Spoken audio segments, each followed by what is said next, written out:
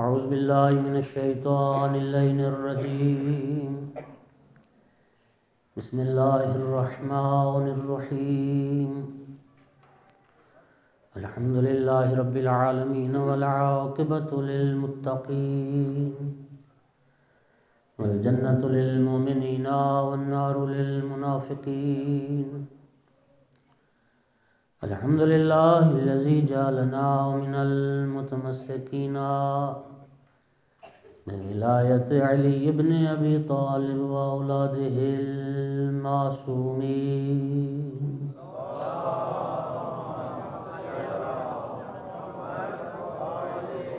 الحمد للہ الذی جعلنا من الباقین علی سیدۃ نساء العالمین الصلاة والسلام والتحیۃ والاکرام علی رسولہ الکریم شفیع المذنبین انیس الغریبین ورحمۃ للعالمین اعنی العبد المؤید الرسول المسدد المحمود الاحمد المصطفى الامجد ابا القاسم محمد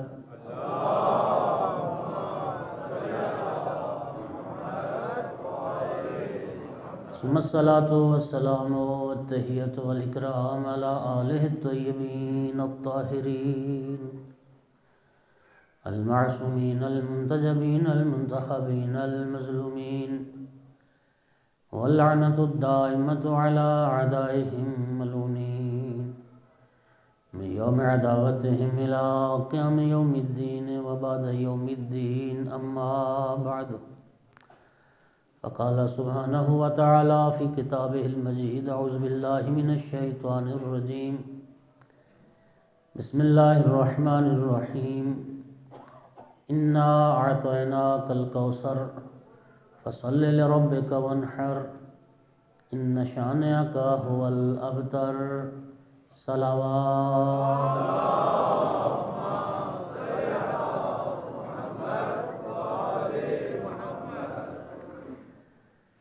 قال جعفر بن محمد الصادق علیہ السلام ان لفاطمۃ تسعۃ اسماء عند اللہ. یہ وہ معتبر حدیث مبارک ہے کہ جسے شیخ صدوق رضوان اللہ تعالی علیہ نے اپنی تینوں کتابوں میں امالی میں بھی علل الشرائع میں بھی عیون اخبار رضا میں بھی ذکر فرمایا ہے. سیدہ طاہرہ صلوات اللہ علیہا کی عظمت کی جو ایک جہت وہ یہ ہے کہ آقا ارشاد فرماتے ہیں کہ ان لفاطمہ تسعۃ اسماء عند اللہ. اللہ رب العزت نے ہماری جدہ صلوات اللہ علیہا کے 9 نام رکھے. چند ناموں پہ گفتگو ہو چکی. ان 9 ناموں میں سے جو اللہ نے بنت پیمبر کے لیے منتخب فرمائے ایک نام ہے مبارکہ. جناب صدیقہ کبریٰ صلوات اللہ علیہا کا ایک نام مبارکہ، برکت والی. بلکہ میں عرض کروں کہ منشأ برکات اور منبع برکات. اور یقین فرمائیے کہ کائنات عالم میں جتنی برکات ہیں، چاہے مادی برکات چاہے معنوی برکات، یہ ساری برکات صدیقہ کبریٰ کے وجود مبارک کا فیض ہے.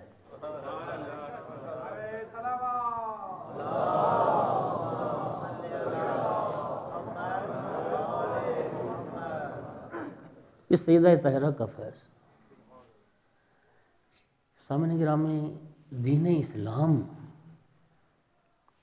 اس سے بڑھ کے ایک انسان کے لیے برکات کیا ہو سکتی ہیں کہ اللہ رب العزت نے اپنی معرفت کسی کو نصیب کی ہو، محمد و آل محمد کی معرفت نصیب کی ہو، اور دین اسلام کا پیروکار بنائے، مسلمان ہم ہو گئے، ایمان لے اللہ کی ذات پر، اور خدا و رسول اور آل رسول کے ساتھ محبت کرنے والے اور ان کے حکم پہ لبیک کہنے والے۔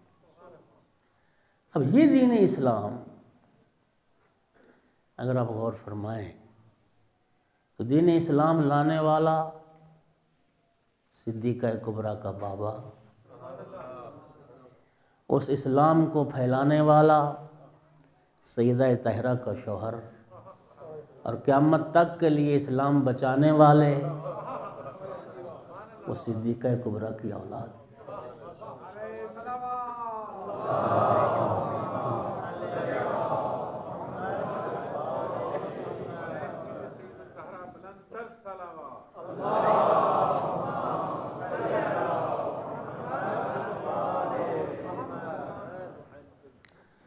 فرزدق نے اپنے معروف قصیدے میں امام سجاد علیہ السلام کا جب ہشام کو تعارف کروایا تھا تو اس میں ایک مصرع یہی تھا، فالدین من بیت ھذا نالہ الامم، ہشام یہ وہ ہستی ہے کہ جس کے گھرانے سے کائنات کو دین ملا ہے۔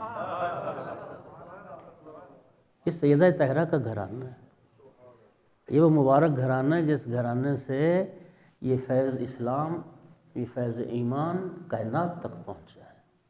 تو یہ سیدہ طاہرہ کی برکات یہ بھی مبارک ہیں اس حوالے سے۔ اور پھر جتنی مادی برکات ہیں، سامعین گرامی، سرکار دو عالم نے کیا فرمایا تھا کہ حجت خدا کا جو فلسفہ ہے، لولا الحجت لساخت الارض باہلہا، اگر حجت خدا کائنات میں نہ ہو تو یہ کائنات ایک سیکنڈ کے لیے بھی باقی نہیں رہ سکتی، یہ کائنات تباہ ہو جاتی، یہ کائنات برباد ہو جائے، فاسد ہو جائے اگر حجت اللہ نہ ہو۔ کیا آپ سنتے ہو خطبہ جمعہ میں، بے یمنہ رزق الورا بے وجودہ ثبتت الارض والسماء۔ سورہ مبارکہ قدر میں انا انزلناہ فی لیلۃ القدر، آخر میں جا کے کیا آتا ہے، تنزل الملائکۃ والروح فیہا بإذن ربہم من کل امر۔ اس شب قدر میں جو تمام انسانوں کے امور کی تقدیر ہوتی ہے، اور ملائکہ اور روح الامین اپنے رب کی طرف سے وہ سارے امور انسانوں کے متعلق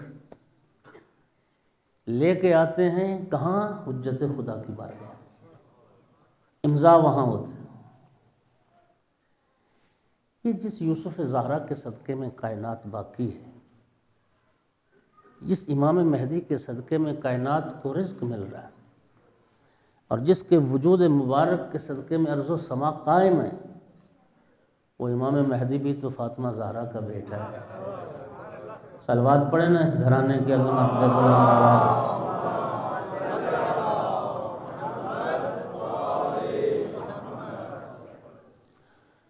تو بی بی کا نام خود اللہ نے مبارکہ رکھا ہے، لیکن کئی جہات سے میں نے عرض کیا، ایک دو جہتیں کہ وہ برکات کیا ہیں جن کی وجہ سے اللہ نے اس اپنی کنیز خاص کو مبارکہ بنایا۔ کئی جہات ہیں، لیکن ان میں ایک جہت، اس پہ آج گفتگو کرنی ہے، ان برکات کی ایک جہت۔ وہ برکات کیا ہیں؟ ایک جہت سے صرف ایک عرض کرنا ہے، لیکن اس برکت کو سمجھنے کے لیے مقدمتاً پہلے دو چیزیں سمجھنا ضروری ہے۔ ایک تو یہ سمجھنا ضروری ہے کہ تسبیح کی حقیقت کیا ہے۔ تسبیح کی حقیقت قرآن مجید میں 7 صورتیں ہیں جنہیں مسبحات کہا جاتا ہے۔ مسبحات، اور ان کو مسبحات کیوں کہا جاتا ہے؟ یہ وہ صورتیں ہیں جن کا آغاز تسبیح کے جو مشتقات ہیں، بلکہ میں یوں عرض کروں کہ لفظ تسبیح سے جن صورتوں کا آغاز ہوا ہے ان صورتوں کو، ان سور کو مسبحات کہا جاتا ہے۔ ان میں پہلے سورہ مبارکہ اسراء، اسے سورہ بنی اسرائیل بھی کہتے ہیں۔ سبحان الذی اسریٰ بعبدہ، یہ لفظ سبحان سے اس کا آغاز ہو رہا ہے۔ یہ سبحان یہ تسبیح سے۔ دو صورتیں ہیں سورہ مبارکہ حدید اور حشر، جن کا آغاز لفظ سبحہ سے ہو رہا ہے۔ سبح للہ، فعل ماضی ہے یہ، سبحہ۔ دو صورتیں ہیں سورہ مبارکہ جمعہ اور سورہ مبارکہ تغابن، جن کا آغاز لفظ یسبح سے ہو رہا ہے۔ یسبح للہ ما فی السماوات و ما فی الارض، یہ فعل مضارع کا صیغہ ہے، یہ بھی تسبیح ہے۔ اور ایک صورت ہے سورہ مبارکہ اعلیٰ، اس کا جو آغاز ہے وہ لفظ سبح سے ہو رہا ہے۔ سبح اسم ربک الاعلیٰ، یہ لفظ سبح یہ صیغہ امر ہے۔ تو یہ سبحان، سبح، یسبح یا سبح، جن صورتوں کے آغاز میں یہ لفظ آئے ہیں انہیں مسبحات کہا جاتا ہے۔ اور سرکار دو عالم کی سیرت میں یہ بات ملتی ہے کہ سرکار ہر رات سونے سے پہلے ان مسبحات کی تلاوت فرما کے سوتے تھے، اور سرکار فرماتے تھے کہ ان مسبحات میں ایک آیت ایسی ہے جو 1000 آیات سے بھی افضل و بہتر ہے۔ اور امام محمد باقر علیہ السلام نے ارشاد فرمایا کہ جو شخص سونے سے پہلے ان مسبحات کی تلاوت کر کے سوتا ہے، اللہ اسے توفیق عطا کرے گا کہ وہ قائم آل محمد علیہ السلام کے زمانے کو درک کرے گا۔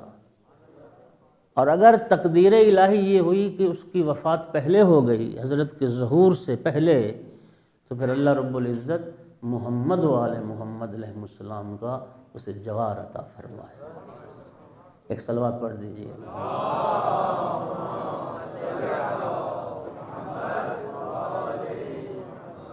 اب سبح للہ فعل ماضی ہے، گزرے زمانوں میں ہر شے نے اللہ کی تسبیح کی۔ یسبح حال اور استقبال کے لیے آتا ہے فعل مضارع، کہ ارض و سما کی ہر شے تسبیح کر رہی ہے اور کرتی رہے گی، اللہ کی پاکیزگی کو بیان کر رہی ہے اور کرتی رہے گی۔ اور سبح ہمیں حکم ہے، سبح اسم ربک الاعلی، فسبح باسم ربک العظیم۔ جب یہ دو آیات نازل ہوئیں تو پھر سید الانبیاء نے حکم دیا کہ رکوع میں فسبح باسم ربک العظیم، یعنی رکوع میں پڑھو سبحان ربی العظیم وبحمدہ۔ اور سبح اسم ربک الاعلی کی جب آیت آئی تو فرمایا کہ اب سجدے میں پڑھو سبحان ربی الاعلی، چونکہ ارض و سما کی ہر شے اللہ کی تسبیح کر رہی۔ ایک مقام پر ارشاد پروردگار وَإِن مِّن شَيْءٍ إِلَّا يُسَبِّحُ بِحَمْدِهِ، کائنات کی کوئی ایک چیز ایسی نہیں ہے جو اللہ کی تسبیح نہ کر رہی۔ وَلَكِن لَا تَفْقَهُونَ تَسْبِيحَهُمْ، لیکن تم اشیاء کی تسبیح کو سمجھنے کا شعور نہیں رکھتے۔ تمہیں پتہ نہیں ہے کہ درختوں کی تسبیح کیا ہے، پہاڑوں کی تسبیح کیا ہے، انہار ان کی تسبیح کیا ہے، کائنات کی ایک ایک شے خدا کی تسبیح ہے۔ لیکن ان کی تسبیح، کائنات کی جو اشیاء کی تسبیح ہے وہ تسبیح تکوینی ہے۔ ایک حدیث میں معصوم فرماتے ہیں خود یہ نظام منظومہ شمسی کی جو حرکت ہے یہ خود اللہ کی پاکیزگی اور اللہ کی تسبیح کو بیان کر رہا ہے۔ بلکہ بعض علماء نے ایک بڑا خوبصورت نقطہ بیان کیا کہ یہ جو آپ سنتے رہتے ہیں سرکار دو عالم کے جو معجزات میں سے کہ کنکر ہاتھ پہ تسبیح پڑھتے تھے، وہ فرماتے ہیں کہ آقا کا معجزہ یہ نہیں ہے کہ کنکر تسبیح پڑھتے تھے. فرمایا وہ تو کائنات کی ہر شے تسبیح کر رہی ہے، معجزہ یہ ہے کہ اس تسبیح کو لوگوں کو بھی سنوا دیا کہ کنکر کیسے تسبیح کرتے. اصل معجزہ یہ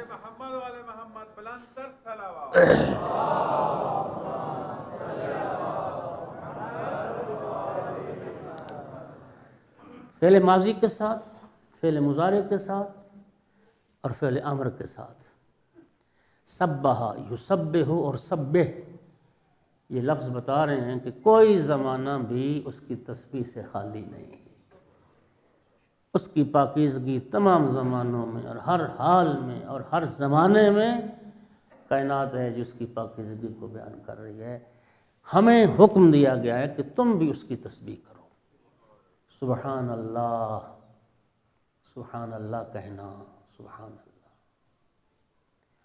اور تسبیحات میں تسبیحات اربع، بہت بڑی فضیلت ہے ان تسبیحات کی. سرکار دو عالم کی حدیث مبارک ہے، قیامت کا دن جب آئے گا اور اعمال تولے جائیں گے، 5 چیزیں ہیں جو سب سے زیادہ وزنی ہیں، جن کی وجہ سے انسان کا وہ جو نامہ اعمال ہے وہ پلڑا وہ بہت وزنی ہو جائے گا. وہ 5 چیزیں، ان میں 4 چیزیں یہ: سبحان اللہ والحمدللہ ولا الہ الا اللہ واللہ اکبر. 4 یہ تسبیحات ہیں.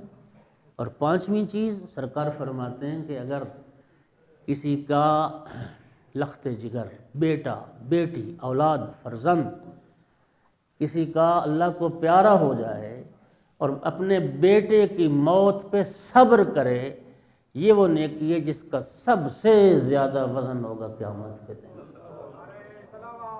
یہ 5 چیز.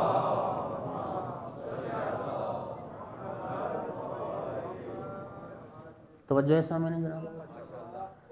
امام صادق علیہ السلام ایک حدیث میں ارشاد فرماتے ہیں کہ اگر تم راہ خدا میں خرچ کرنے میں بخیل ہو تو پھر تسبیحات اربع پڑھنے میں بخل نہ کرو، اور اگر تم نماز شب کی توفیق حاصل نہیں کر پاتے تو تسبیحات اربع پڑھنے میں پھر تم کوتاہی نہ کرو.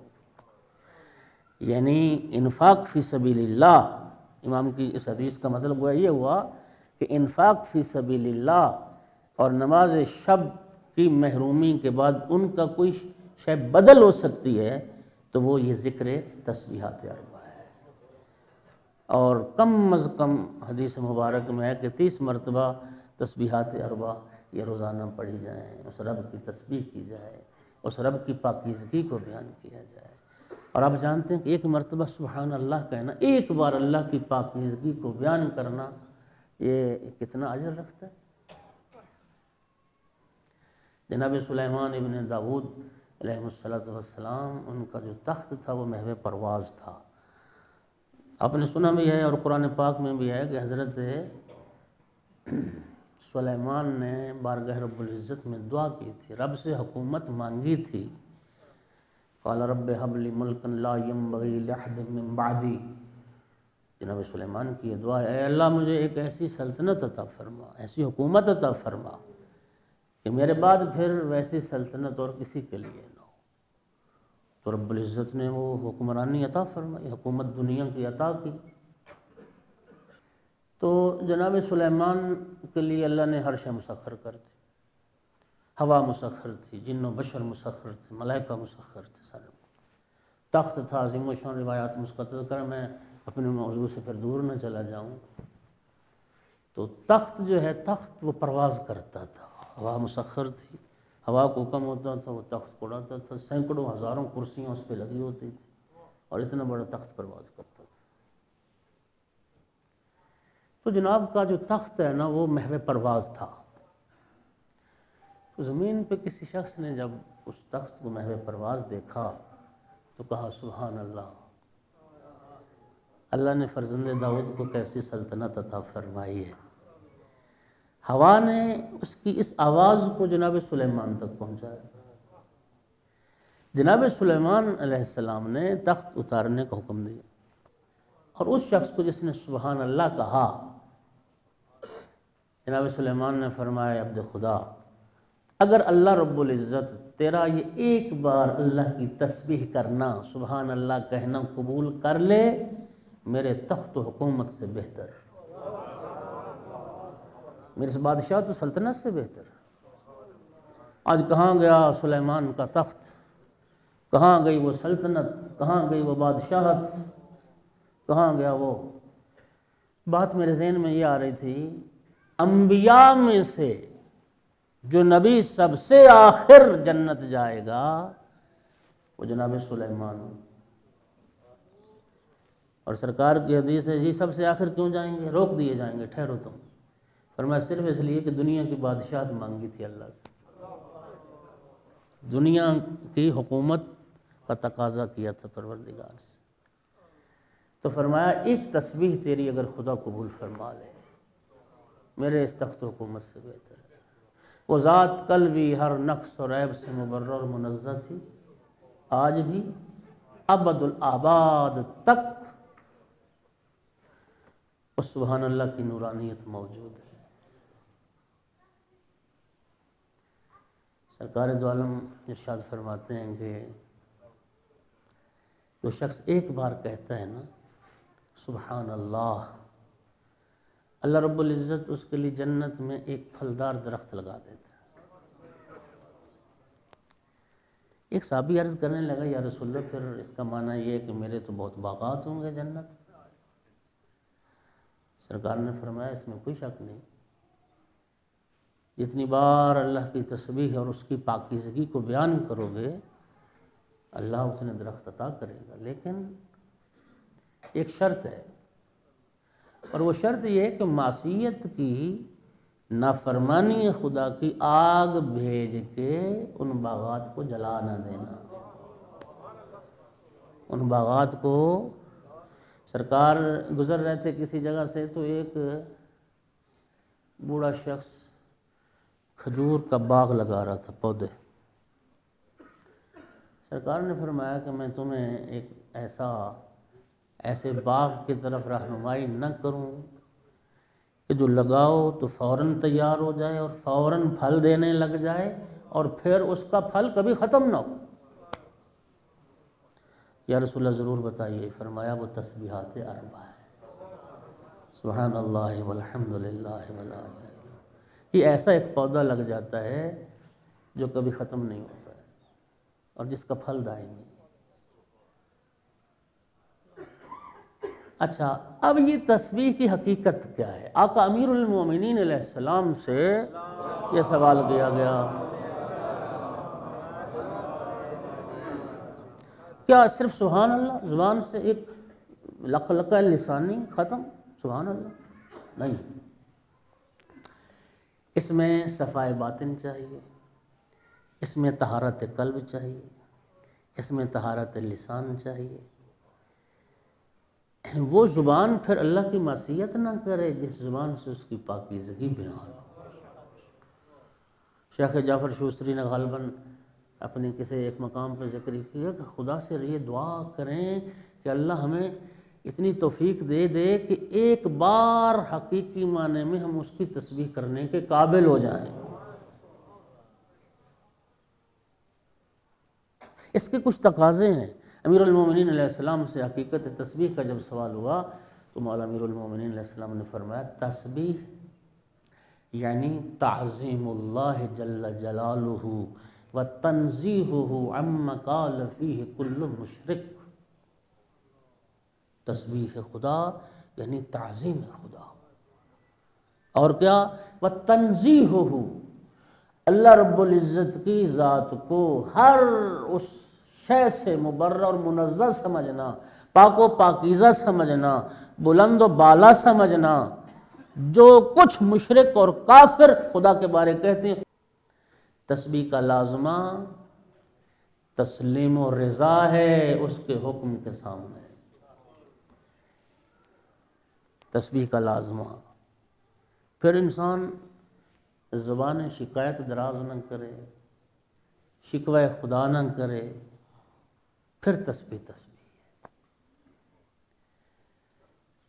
سامعین گرامی قدر، جناب سیدہ طاہرہ کو اللہ نے جو مبارکہ قرار دیا اور صدیقہ کبریٰ کے وجود مبارک کے صدقے میں ایک ایسی عظیم الشان برکت بلکہ برکات جو اہل ایمان کو نصیب ہوئی، ان میں سے ایک چیز وہ خود تسبیح زہرا صلوات اللہ علیہا ہے۔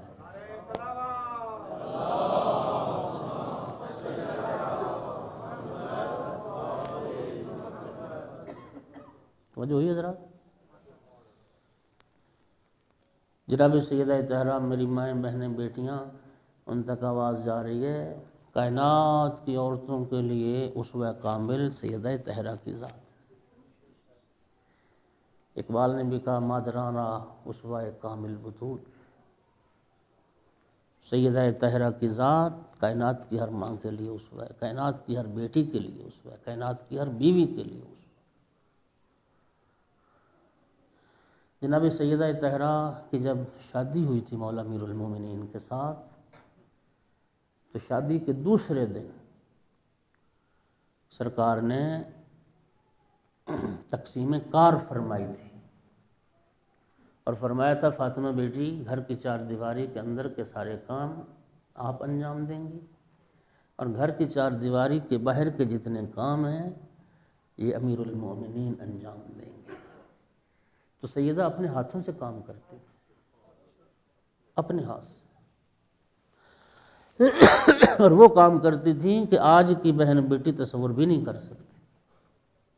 وہ زمانہ گزر گیا۔ آپ ایمان سے بتائیں بہنوں بیٹیوں والے بیٹھیں، آج ہماری بیٹی چکی چلا سکتی؟ ہماری بیٹی جو پیس سکتی؟ سرکار دو عالم تشریف لائے گھر میں تو سیدہ چکی چلا رہی تھی، بابا کی تعظیم کے لیے اٹھی، سرکار نے حسب معمول سیدہ طاہرہ کے ہاتھ پکڑ لیے، بوسہ دیا، دیکھا تو چھالے بنے ہیں سیدہ کے ہاتھ میں اور چھالے پھٹ گئے۔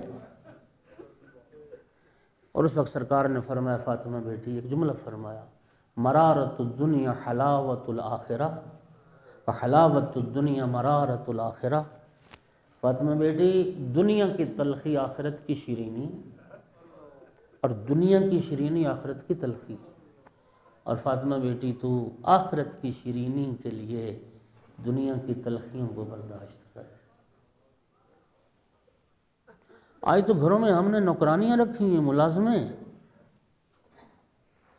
سیدہ چکی چلاتی تھیں، آٹا خمیر کرنا، جو پیسنا، روٹی پکانا، چولہے میں آگ روشن کرنا، جھاڑو دینا، کنویں سے پانی نکالنا، یہ سارے کام سیدہ اپنے ہاتھ سے انجام دیتی۔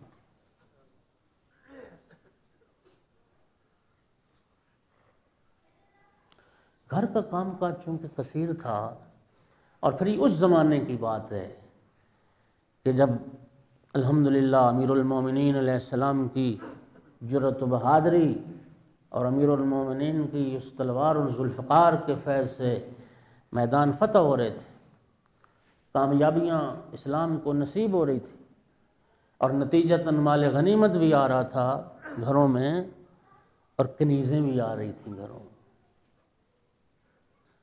لوگ غنی ہو گئے امیر المومنین کے ان فتوحات کے نتیجے میں جو علی مولا نے جنگیں فتح کی۔ مال غنیمت آتا تھا، تقسیم ہوتا تھا۔ ایک دن بنت پیغمبر نے عرض کی، یا ابا الحسن، لوگ مال غنیمت لاتے ہیں، آپ ہر جنگ کے فاتح ہیں، اور آپ جب بھی گھر آئے خالی ہاتھ ہے۔ تو فرمایا بنت پیغمبر، میں جب میدان فتح کر کے لوٹتا ہوں اور جن بستیوں سے، جن شہروں سے لشکر اسلام کا گزر ہوتا ہے، ان بستیوں کے فقیر، یتیم، مسکین راستوں پہ آ کے کھڑے ہو جاتے ہیں اور لشکر اسلام سے سوال کرتے ہیں تم میں علی بھی موجود ہے؟ تمہارے درمیان علی بھی موجود؟ گھر آتے آتے، مدینہ پہنچتے پہنچتے، وہ سارا مال غنیمت ان فقراء و مساکین پہ خرچ ہوتا تھا۔ گھر کا کام کاج کثیر ہوتا تھا، جناب امیر علیہ السلام نے، میں بڑی ذمہ داری سے روایت عرض کر رہا ہوں، بنت پیغمبر سے خواہش کی، بنت پیغمبر آپ کے بابا کے پاس کنیزیں آئی ہوئی ہیں، تو آپ اپنے بابا سے ایک کنیز کا سوال کریں جو گھر کے کام کاج میں آپ کی معاون۔ جب کیا مسلمانوں گھروں میں کنیزیں تھیں۔ جناب امیر المومنین علیہ السلام کے حکم پر جناب صدیقہ کبریٰ بابا کی خدمت میں حاضر ہوئیں تو کچھ اور لوگ بیٹھے تھے اور بی بی نے کوئی بات نہیں کی، واپس آ گئی۔ سرکار سمجھ گئے کہ میری بیٹی کسی کام کے لیے آئی تھی۔ سرکار پھر بی بی کے گھر آئے۔ فاطمہ بیٹی خیریت تھی؟ بڑے شرم و حیا کے ساتھ عرض کی، بابا گھر کا کام کاج کثیر ہوتا ہے، اگر کوئی کنیز مل جاتی جو کام کاج میں معاون ہوتی تو بہتر ہوتا۔ اس وقت سرکار نے فرمایا، فاطمہ بیٹی تمہیں کنیز عطا کروں یا کنیز کی بجائے ایک ایسی شے عطا کروں جو دنیا و ما فیہا سے افضل و بہتر ہو۔ جب سیدہ طاہرہ نے یہ سنا تو عرض کی، بابا جان اگر مجھے ایک ایسی شے مل جائے جو دنیا و ما فیہا سے افضل و بہتر ہے تو میں نے کنیز کو کیا کرنا ہے۔ اس وقت سرکار نے یہ تسبیح عطا فرمائی جو آپ تسبیح زہرا کے نام سے جانتے ہیں اور جس کا ذکر کرتے ہیں۔ فرمایا، فاطمہ بیٹی رات بستر پر سونے سے پہلے 34 مرتبہ اللہ اکبر، 33 مرتبہ الحمدللہ، 33 مرتبہ سبحان اللہ، اور اختتام پر 1 مرتبہ لا الہ الا اللہ۔ فرمایا یہ پڑھ کے سو جانا دنیا و ما فیہا سے افضل و بہتر ہے۔ اور جب سرکار نے تسبیح عطا کی، اگلے جملے سنیے، سیدہ طاہرہ نے 3 مرتبہ یہ جملہ دہرایا، رضیت عن اللہ وعن رسول اللہ، رضیت عن اللہ وعن رسول اللہ، رضیت عن اللہ وعن رسول اللہ، میں اللہ سے بھی راضی ہوں، میں اللہ کے رسول سے بھی راضی ہوں۔ یہ وہ تسبیح تھی جو خالق کی طرف سے ہدیہ اور تحفہ تھا صدیقہ کبریٰ کے لیے، جبرائیل علیہ السلام کے توسط سے سرکار تک، اور سرکار نے پھر وہ ہدیہ عطا فرمایا اپنے لخت جگر کو، اور پھر صدیقہ کبریٰ کے صدقے سے کائنات کے ہر مومن تک یہ ہدیہ پہنچ گئی۔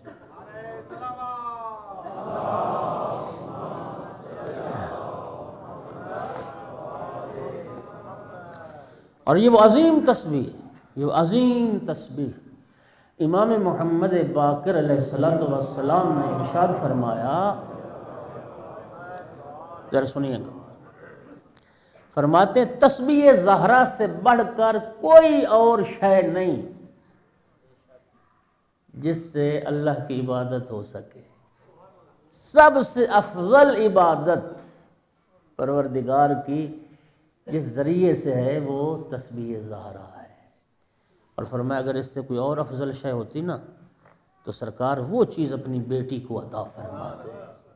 اور امیر المومنین علیہ السلام فرماتے تھے، ما ترکتہن منذ علمنیہن رسول اللہ، جب سے سید الانبیاء نے یہ تسبیح ہمیں تعلیم فرمائی ہم نے اس تسبیح کو ترک نہیں کیا۔ پوچھنے والے نے کہہ دیا، یا امیر المومنین کیا لیلۃ الحریر میں بھی وہ تسبیح آپ نے پڑھی؟ صفین کے میدان میں وہ جنگ جو لیلۃ الحریر معروف جنگ ہے، امیر المومنین فرماتے ہیں علی کی لیلۃ الحریر میں بھی وہ تسبیح قضا نہیں ہے۔ اور 2 مقام پہ ائمہ نے تاکید فرمائی۔ ویسے یہ تسبیح مستقل عبادت ہے، جب بھی پڑھیں مستقل ایک عبادت ہے۔ اس کے بڑے اثرات ہیں، اس کے بڑے فوائد ہیں۔ ایک شخص نے چھٹے امام کی خدمت میں شکایت کی کہ مجھے اب اونچا سنائی دیتا ہے، سنگینی گوش۔ تو سرکار نے فرمایا اگر تم چاہتے ہو کہ تمہاری سماعت ٹھیک رہے تو تم سیدہ طاہرہ کی اس تسبیح کو کثرت سے پڑھا کرو۔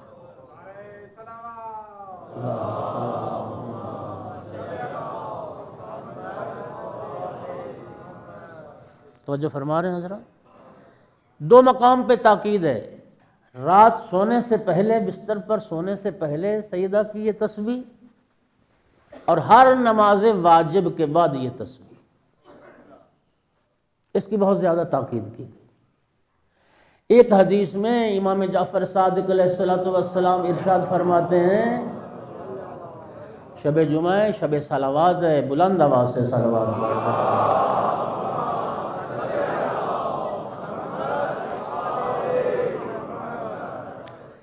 کہ جو شخص نماز ختم کرے اور نماز ختم کرنے کے بعد اس کیفیت صلات کو ختم نہ کرے، یعنی اسی تشہد کی کیفیت میں بیٹھا رہے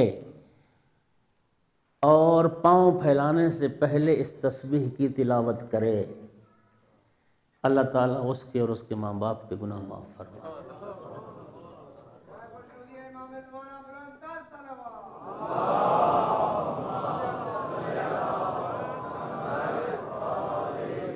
امام پنجم فرماتے ہیں یہ وہ تسبیح میاتن باللسان حرز من الشیطان ترضی الرحمن وتطرد الشیطان۔ فرمایا یہ تسبیح بظاہر تو 100 ذکر ہے، لیکن فرمایا الف فی المیزان، بظاہر 100 ہے لیکن 1000 سے بھاری ہے یہ ذکر، اور یہ وہ ذکر ہے ترضی الرحمن جو رب کو راضی کرتا ہے۔ یہ تسبیح وتطرد الشیطان، اور یہ وہ تسبیح ہے جو شیطان کو دور کرتی اور شیطان کو بھگاتی۔ پھر ایک حدیث میں فرمایا جو تسبیح پڑھے اور اس کے بعد ایک مرتبہ لا الہ الا اللہ اور ایک مرتبہ استغفر اللہ، اللہ اس کے گناہ معاف فرما دے۔ لیکن ابھی تک وہ مقام نہیں آیا کہ جہاں سے میں نے مبارکہ کی وہ برکات بیان کرنی، ابھی میں قریب آ گیا ہوں اس مقام کے۔ شیعہ خوش نصیب ہیں، جب سرکار نے یہ تسبیح عطا فرمائی تھی، میں تھوڑا سا تاریخچہ تسبیح کا عرض کروں۔ جب سرکار نے اپنی لخت جگر کو یہ تسبیح تعلیم فرمائی تو جناب صدیقہ کبریٰ صلوات اللہ علیہ نے ایک دھاگا لیا، ایک سوتی دھاگا، ایک ڈوری، اس پہ اس ذکر کی تعداد کے برابر گرہیں لگائیں، یعنی دھاگے کی ایک تسبیح بنا لی، پھر یہ ذکر جناب سیدہ اس دھاگے پہ پڑھا کرتی تھی۔ پھر جناب حمزہ سلام اللہ علیہ کی شہادت جب ہوئی تو جناب حمزہ کی شہادت کے بعد پھر جناب سیدہ نے جناب حمزہ کی تربت، ان کی قبر کی مٹی لے کر اس سے وہ دانے بنا کے اس خاک سے ایک تسبیح تیار کی۔ پھر جناب سیدہ وہ ذکر، یہ ذکر اس تسبیح پہ پڑھا کرتی تھی۔ توجہ ہوگی حضرات؟ اب میں یہاں پہ ایک نقطہ عرض کروں کہ ویسے تو یہ ذکر انگلیوں پہ بھی پڑھا جا سکتا ہے، جی 34 مرتبہ اللہ اکبر اور سارا، بلکہ اس حوالے سے بھی ایک حدیث ہے کہ انگلیوں پہ جو یہ تسبیح پڑھی جائے گی تو ایک ایک یہ قبر میں نور ساطع ہوگا، ان انگلیوں سے نور پھوٹے گا۔ کسی طریقے سے بھی یہ ذکر پڑھا جا سکتا ہے، لیکن جناب سیدہ طاہرہ نے جناب حمزہ کی قبر کی مٹی سے تسبیح کیوں تیار کی؟ بعین ہی وہی فلسفہ ہے جو امام معصوم نے ہمیں حکم دیا تربت سید الشہداء پر سجدہ کرنے کا۔ خاک کربلا پر سجدہ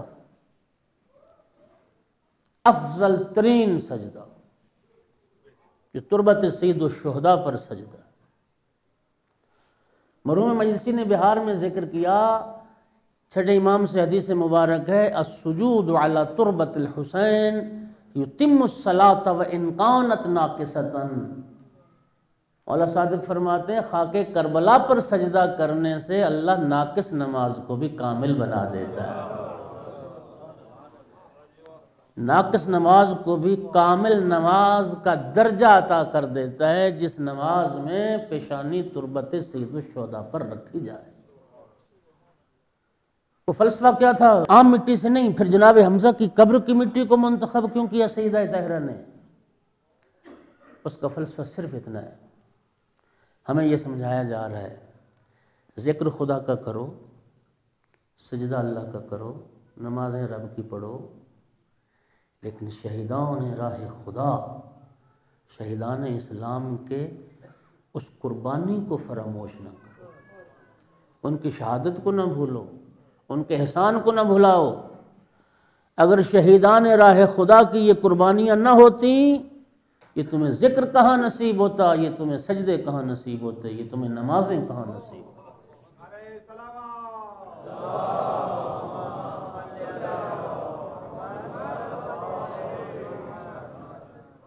اس لیے یہ ہمیں حکم دیا گیا، احسان شناس بنو، محسن شناس بنو، اور اپنے ان محسنوں کو کبھی فراموش نہ کرو۔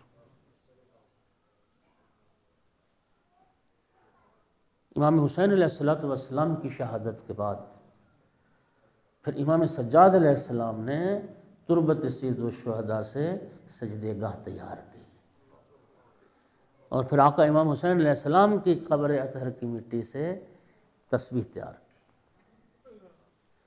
امام ہادی علیہ السلام ارشاد فرماتے ہیں کہ ہم اہل بیت رسول 10 چیزوں کے بہت پابند ہیں، ان میں ایک چیز رات سونے سے پہلے تسبیح زہرا ہے۔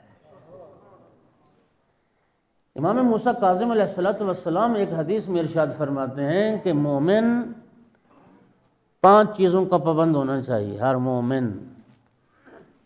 عقیق کی انگشتر اس کے ہاتھ میں ہو جو مومن کی نشانی۔ دوسری چیز مسواک کا پابند ہو، مسواک اس کے پاس ہونی چاہیے، اور اسلام مسواک یعنی دانت صاف رکھنا، دانت صاف کرنا، اتنی تاکید کرتا ہے کہ سید الانبیاء صلی اللہ علیہ وآلہ وسلم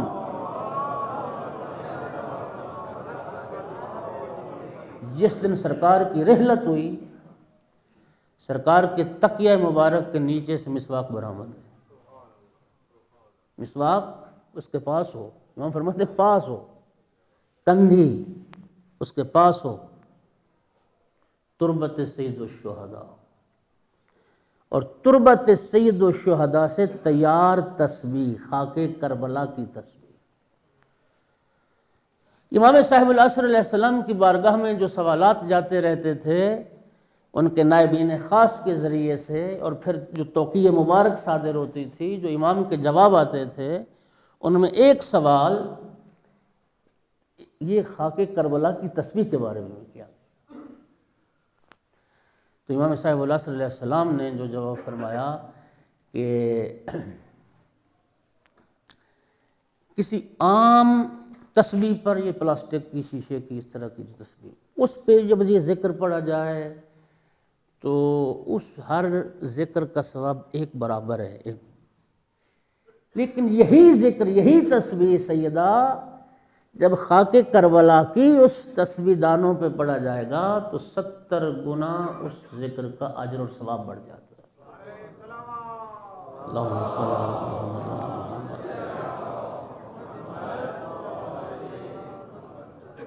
توجہ کیجیے، اگلا جملہ جس کے لیے امام صاحب العصر فرماتے ہیں کہ اگر خاک کربلا کی تسبیح، چاہے چھوٹی تسبیح، آپ کے ہاتھ میں ہے اور آپ ذکر کر رہے ہیں تو 70 گنا اس کو بڑھ کے ذکر کا اجر لکھا جا رہا ہے، اور اگر آپ ذکر نہیں بھی کر رہے تو یہ دانے، یہ خاک کربلا خود اللہ کا ذکر کرتی ہے۔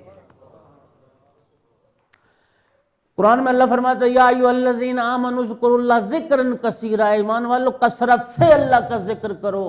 چھٹے امام سے پوچھا گیا تو کثرت سے اللہ کا ذکر سے مراد کیا ہے؟ انسان ہر وقت اللہ اللہ شروع کر دے کہنا نہ، فرمایا جو شخص پابندی کے ساتھ ہر نماز واجب کے بعد ہماری جدہ کی یہ تسبیح پڑھتا ہے اور رات سونے سے پہلے یہ تسبیح پڑھتا ہے، اس کا شمار کثرت سے اللہ کا ذکر کرنے والوں میں ہوتا ہے۔ کثرت سے اللہ کا ذکر۔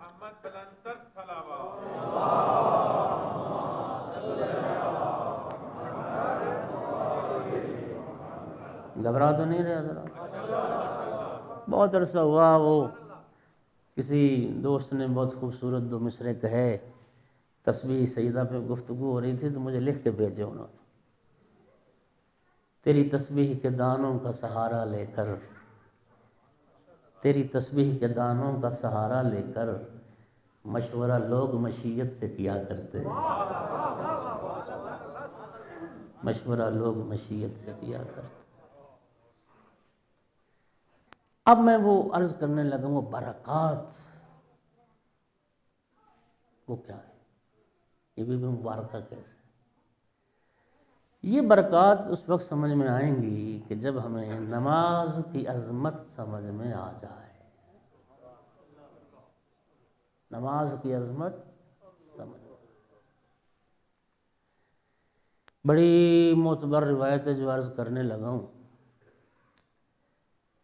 معاویہ ابن وہب یہ امام صادق علیہ السلام کے شاگرد ہیں، صحابی ہیں، اور فقہی مسائل پر انہیں بڑی دسترس حاصل ہے۔ ابن وہب ایک بہت بڑا نام ہے۔ دیکھیے چیزوں کی اہمیت، اس ابن وہب نے ایک سوال کیا ہے، سائل عظیم ہے، کوئی عام انسان نہیں ہے، اور جو مجیب ہے، جو جواب دینے والی ہستی ہے، وہ امام جعفر صادق علیہ السلام۔ اب ذرا سوال سنیے ابن وہب نے سوال کیا کیا۔ ابن وہب پوچھتا ہے یا ابن رسول اللہ، سوال کیا، ان افضل ما یتقرب بہ العباد الی ربہم واحب ذلک الی اللہ۔ ابن وہب عرض کرتا ہے یا ابن رسول اللہ، وہ سب سے افضل عمل کون سا ہے اور سب سے محبوب عمل کون سا ہے؟ دو چیزیں، سوال میں دو چیزیں پوچھی ہیں ابن وہب نے، ایک افضل کے بارے میں، ایک احب کے بارے میں، سب سے زیادہ فضیلت والا اور سب سے زیادہ محبوب عمل اللہ کی بارگاہ میں، اللہ کے نزدیک سب سے افضل اور سب سے زیادہ محبوب جو بندگان خدا کو خدا کے قریب کر سکتا ہے، وہ عمل کون سا ہے؟ سوال پہنچ گیا آپ تک؟ ابن وہب سوال کرتا ہے یا ابن رسول اللہ، وہ سب سے افضل عمل بتائیے جس سے انسان خدا کے قریب ہو سکتا ہے، جو تقرب اللہ کی منزل تک انسان کو پہنچا سکتا ہے، وہ سب سے افضل عمل کیا ہے اور سب سے محبوب عمل کیا ہے؟ یہ سوال ہے، اب امام کا جواب سنیے۔ امام صادق علیہ السلام نے فرمایا، ما اعلم شیئا بعد المعرفت افضل من الصلاۃ۔ امام صادق فرماتے ہیں اللہ کی معرفت کے بعد نماز سے کوئی افضل عمل جعفر صادق کے علم میں نہیں۔ اللہ اکبر، آپ کی مرضی، بولیں نہ بولیں امام۔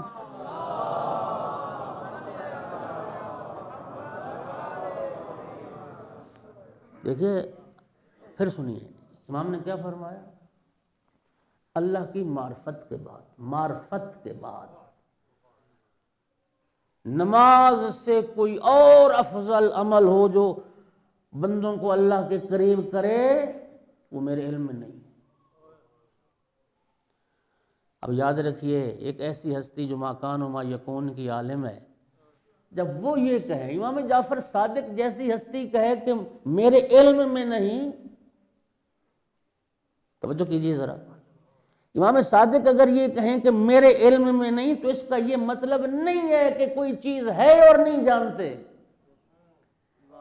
خدا کرے میں سمجھا پاؤں۔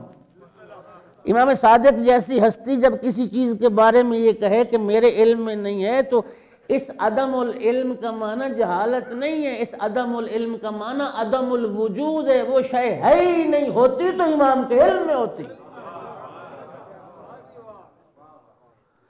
ایسا نہیں ہے کہ نماز سے کوئی افضل شے ہے اور امام نہیں جانتے، میرے علم میں نہیں، اس کا یہ معنی نہیں ہے۔ اس حدیث کا یہ معنی ہے کہ گویا امام فرما رہے ہیں کہ ہے ہی نہیں، اللہ کی معرفت کے بعد سب سے جو افضل شے ہے جس سے انسان اللہ کا قرب پا سکتا ہے، جو بندے کو رب کے قریب کر سکتا ہے جو عمل، وہ نماز ہے۔ اور حدیث مبارک الصلاۃ قربان کل تقی، ہر متقی انسان، ہر پرہیزگار انسان کے تقرب اللہ کا ذریعہ یہ نماز ہے۔ یہ نماز ہے جو معراج مومن ہے۔ یہ نماز ہے کہ سید الانبیاء فرماتے تھے پیاسے کو پانی سے اتنی رغبت نہیں اور بھوکے کو کھانے سے اتنی رغبت نہیں جتنی میں محمد عشق کرتا ہوں جتنا نماز سے۔ اور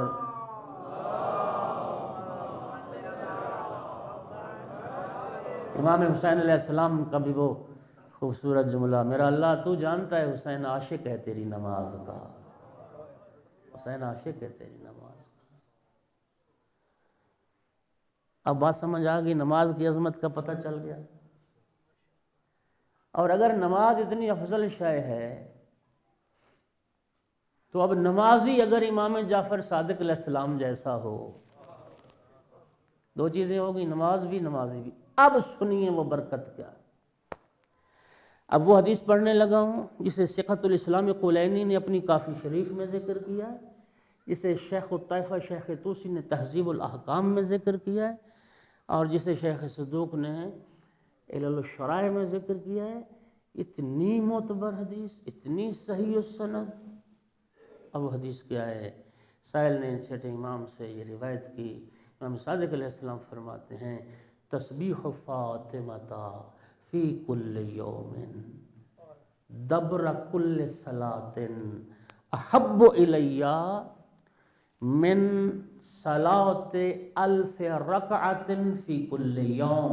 سننا شیعیان حیدر قرار، شیعیان زہرا، مولا صادق فرماتے ہیں ہر روز ہر نماز واجب کے بعد یہ تسبیح زہرا مجھے ہر روز 1000 رکعت نماز پڑھنے سے بھی زیادہ محبوب ہے۔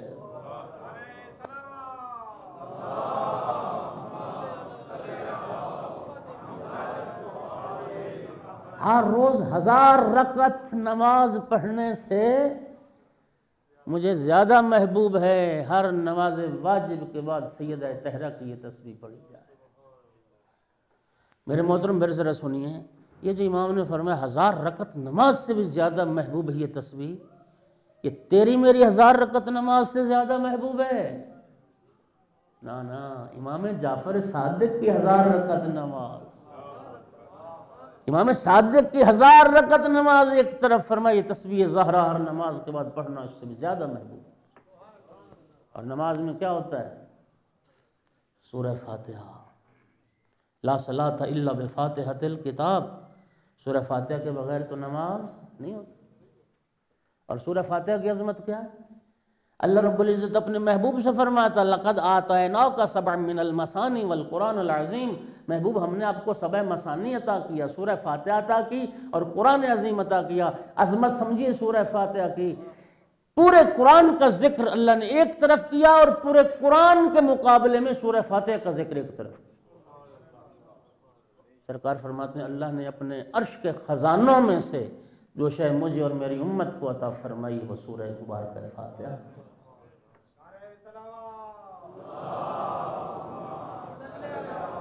اور 1000 رکعت نماز یعنی 1000 مرتبہ سورہ فاتحہ،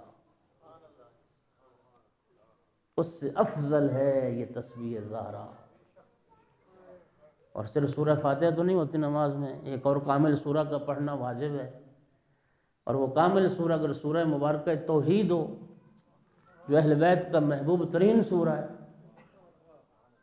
سرکار دو عالم نے مولا امیر المومنین علیہ السلام کی قیادت میں ایک وفد بھیجا تھا ایک جنگ کے لیے، تو جب وہ فتح کر کے لوٹے تو سرکار نے صحابہ کرام سے احوال سفر دریافت فرمائے۔ ایک شخص کہنے لگا یا رسول اللہ باقی تو سارا معاملہ ٹھیک رہا، لیکن اتنے دن جو مولا علی نماز پڑھاتے رہے تو ہر نماز میں فاتحہ کے بعد سورہ توحید پڑھتے تھے، اس کے علاوہ کوئی اور سورت نہیں پڑھی۔ تو عذرا شکوہ، حضرت نے فرمایا سنو، میرا بھائی علی سورہ توحید سے محبت کرتا ہے، ذات توحید علی سے محبت کرتی ہے، یہ علی کا محبوب سورہ ہے، آل محمد کا محبوب سورہ ہے۔ اور